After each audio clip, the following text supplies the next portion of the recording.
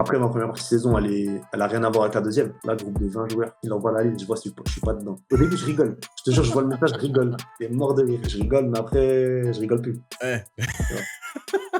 Et là, pendant les vacances, le coach, il m'appelle.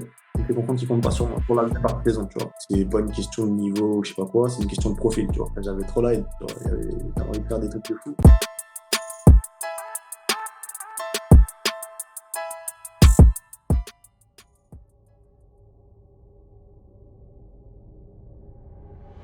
Tu arrives à Saint-Quentin en N2. Ouais. Comment elle se passe cette saison en N2 à Saint-Quentin? C'est une saison compliquée au final, enfin, sur la globalité, tu vois. Parce que franchement, dans la prépa, je crois que j'ai pas une occasion, tu vois. Ok. Je me dis, ouais, ça va être dur et tout. Je marque pas un but de la prépa. Je me dis, ça va être compliqué pour moi et pour l'équipe en général, tu vois. On commence le championnat, on commence titulaire à Metz, je crois. On fait 0-0, deuxième match sur le banc. Ok. Je rentre, je marque. On gagne 1-0 et on prend un but en fin de match. Au final, on fait match nul. Et on enchaîne, mais on a du mal à gagner. C'était une saison compliquée, dans le jeu compliqué. Après, je mets mon deuxième but. Pareil, sur le banc. J'étais sur le banc. J'ai une petite gêne en fait aussi. J'avais une gêne à la cuisse. Et on avait un tour de Coupe de France contre une R3. Donc je reste au repos ce match-là. Je fais des examens, ils trouvent pas ce que j'ai, tout ça. Je refais une écho la semaine d'après. Et en gros, le médecin il me dit que j'ai une calcification. En gros, que ça a cicatrisé, mais pas très bien, tu vois. Ok. Donc, je vais avoir encore les gènes pendant quelques temps et qu'il faut limiter mon temps de jeu. D'accord. Donc en gros, en soi, que je peux pas vraiment jouer, tu vois. Titulaire, que je faut faire attention, tout ça. Donc le match d'après, je suis sur le banc, je rentre 5 minutes, je marque, on gagne 1-0. Match d'après, encore sur le banc. Et tu es toujours sur le banc à cause de cette gêne À cause de cette gêne, mais je fais comprendre au coach que ça va mieux, tu vois.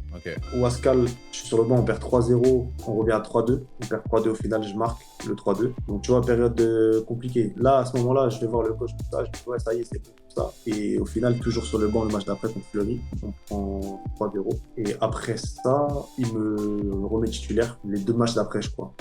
Et les 2 derniers matchs avant la trêve, il me met sur le banc.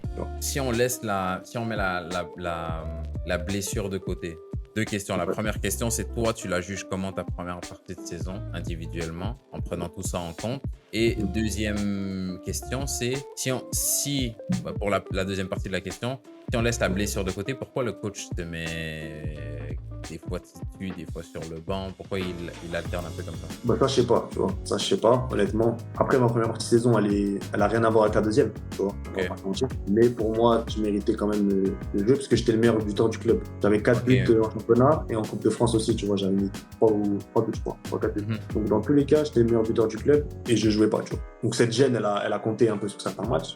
Mais je ne comprenais pas pourquoi... on va dire, j'ai pas eu beaucoup de temps de jeu au final, tu vois. Et un coach titulaire, remplaçant, tu vois, c'était entre les deux. Et ça, est-ce que vous avez eu une discussion là-dessus? Est-ce qu'il t'a donné des raisons ou... Pas vraiment, tu vois. On a eu des discussions, mais des fois, question de profil, tu vois. On met un autre profil, voilà. Mais après, c'était des choix, tu vois. Je dis pas que je devais pas être sur le banc des fois. Ça, j'accepte. Mais quand tu rentres, tu marques, et que au bout d'un moment, ça prend du temps à te remettre, tu vois, moi, c'est bizarre. Donc mentalement, tu vois, j'étais un peu, tu vois, j'étais énervé, j'étais déçu. Mais bon, je finis la première partie de saison, après les vacances, tout ça. Et là, pendant les vacances, le coach, il me fait comprendre il m'appelle.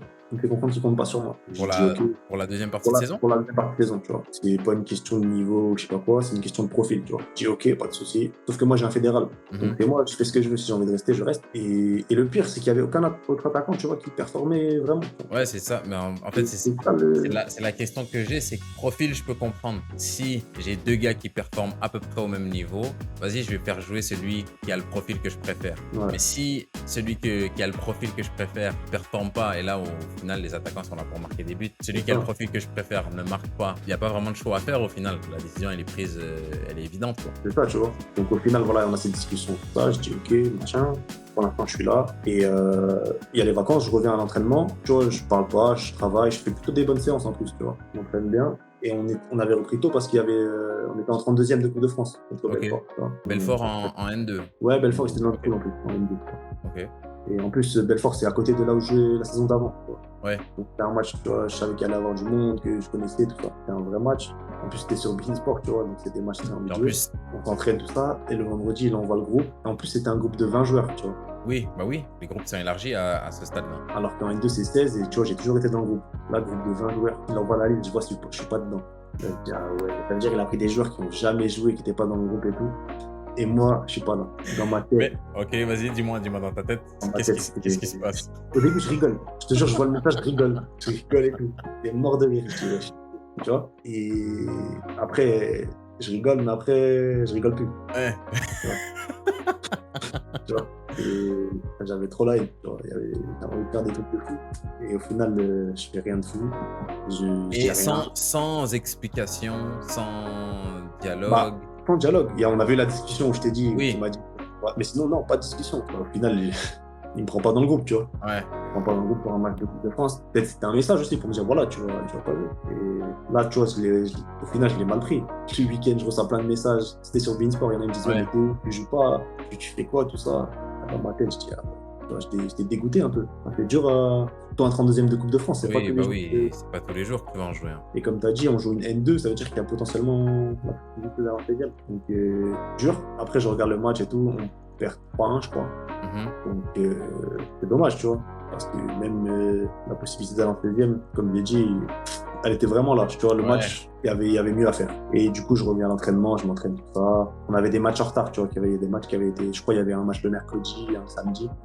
Ils jouent, ils perdent, tu vois. Défaite, je crois, à Épinal, défaite à Agno. Je sais plus dans quel ordre, tu vois, mais ils perdent. Ils gagnent juste. Sur le mois de janvier, ils gagnent juste un match, je crois. Okay. Tu vois. Du coup, comme je t'ai dit, là, je m'entraîne. Mais je comprends que je vais pas être dans le groupe. Donc la situation, elle est compliquée, tu vois. Ils avaient un match le 29, le 30 ou quelque chose comme ça.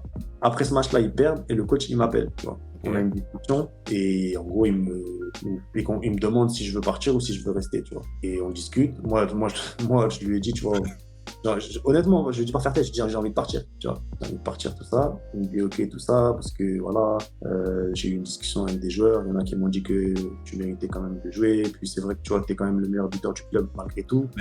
Même après le mois sans jouer, tu étais encore le meilleur buteur du club. Le meilleur buteur, tu vois. Et il me dit voilà, c'est vrai que maintenant on arrive à se créer plus d'occasions, tu vois. On n'est pas bloc bas, on se crée plus d'occasions, mais on les met pas, tout ça. Donc on a une discussion, je dis d'accord, tout ça. Après je raccroche, tu vois. Et après c'est lundi. Le lundi, je parlais déjà avec un club de N2 qui me fait une proposition, il m'envoie l'offre. Exactement, tu vois. C'était la même offre, entre guillemets, que ce que j'avais à 50 ans.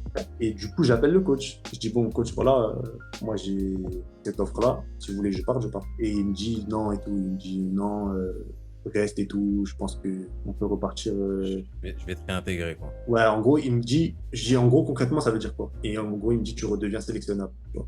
Tu redeviens un joueur qui peut jouer. Tu vois. Ça veut pas dire que je vais jouer titulaire ou que. Il me dit, voilà, c'est bon, on va. Et toi, ça te va comme. Parce que moi, j'essaye de me projeter dans quelqu'un qui va écouter ça. Et même dans moi qui suis en train d'écouter ça. Moi, j'écoute ton histoire. Et quand tu me dis que l'appel du coach, j'ai le vieux John dans ma tête qui dit hey, gros, parle pas avec moi. T'as pas voulu me prendre, laisse-moi tranquille. Dès que j'ai une autre offre, il n'y a pas de est-ce que vous voulez que je parte? Je taille, démerdez-vous, c'est pas mon problème. Ciao. Moi, tu vois, t'as tout à fait raison. Moi, quand je l'appelle, c'est ça. Là, je lui dis, en gros, moi, je m'attends à ce qu'il me dise, ouais, vas-y, pars. Tu vois. Et lui, il me dit ça. Même s'il me dit ça, je sais que ça veut pas forcément, ça veut rien dire. Je sais qu'il comptait pas sur moi. Mais moi, on est fin janvier, j'ai mon appart. Je suis bien installé. Ça, à côté, ça va. C'est un casse-tête aussi de repartir. Faut déménager, tu vois. Et je me dis, bon, tu vois, même financièrement, l'offre, au final, c'était la même chose. Mais tu sais, il y a des montages. Oui, ok, je vois. Moi, j'avais tout sur mon contrat à Saint-Quentin. Ça, c'est des détails, tu vois. Mais voilà. Mais qui compte. Tout sur la fiche de paye, c'est carré. Voilà. Exactement, il y avait ça. Mais le club de N2 en question, tu vois, c'était mieux. Franchement, c'était mieux. Et c'est à ce moment qu'Hugo a pris une décision qui a complètement changé sa vie. Et j'exagère pas. Mais ce que je veux savoir, c'est vous, à sa place. Vous auriez fait quoi? Vous restez dans votre confort avec un coach qui comptait pas sur vous il y a quelques jours? Ou vous partez au culot dans un autre club pour terminer la saison? Mettez vos réponses dans les commentaires et pour savoir ce qu'Hugo a fait et surtout comment cette décision a bouleversé sa vie, on se dit à dimanche prochain. C'est sale, hein? Ouais, je sais.